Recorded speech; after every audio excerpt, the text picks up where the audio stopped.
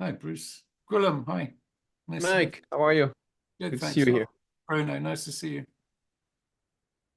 While I think of it, just let me put these things in chat because they're not persistent. It's Hi, just, Guillaume. Hi, Bruno. Good to see you again.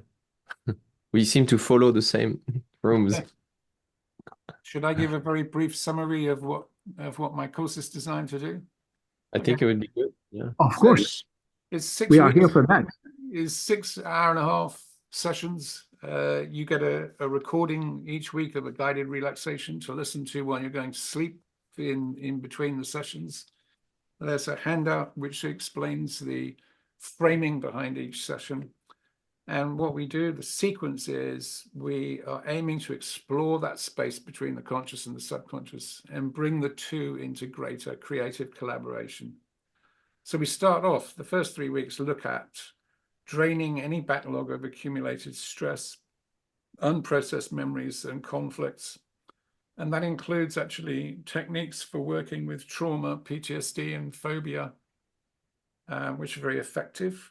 And we then, in the next 3 sessions, in the third session, we look at beliefs and how they can become very closely associated with our identity. And some of them can be unconscious and some of them can be more conscious. So, for example, we might have a belief like I'm not good enough or I can't do such and such a thing. And that would be a good belief to be able to get rid of for most people. And then we look at what new possibilities does it open up if we consider beliefs to be like tools with which we craft reality, with which we can change reality around us, but also our own reality. And then subsequently, we aim to improve our understanding and ask the question, what is intuition? And how can we actually help it to work better for us? How can we use it more fluidly and more accurately?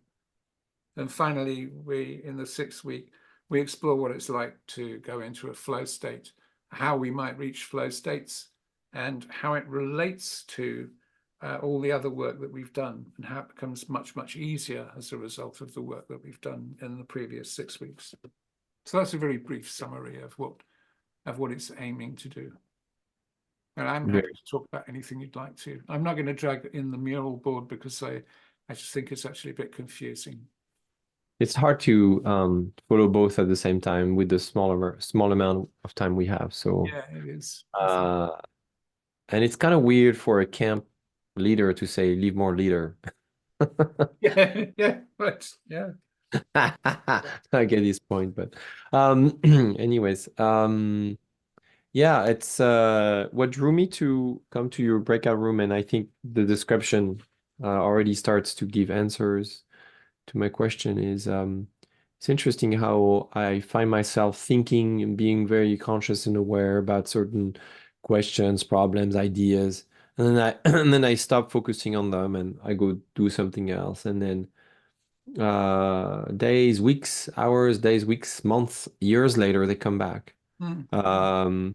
And because I document I journal every day. I use these journals and I document every possible thoughts and ideas and concept, go through my mind.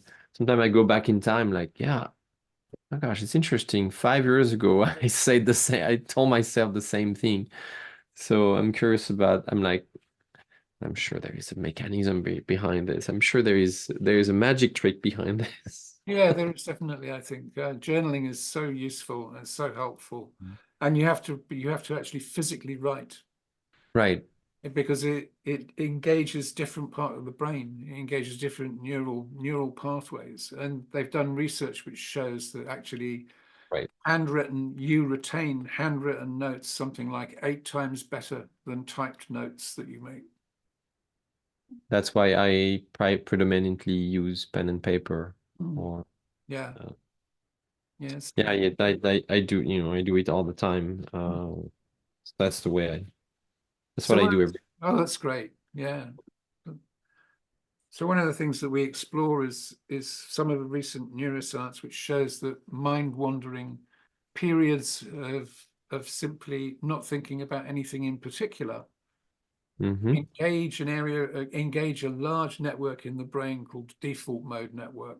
which has now been shown to be You caused. said I'm sorry, Mike. You said default.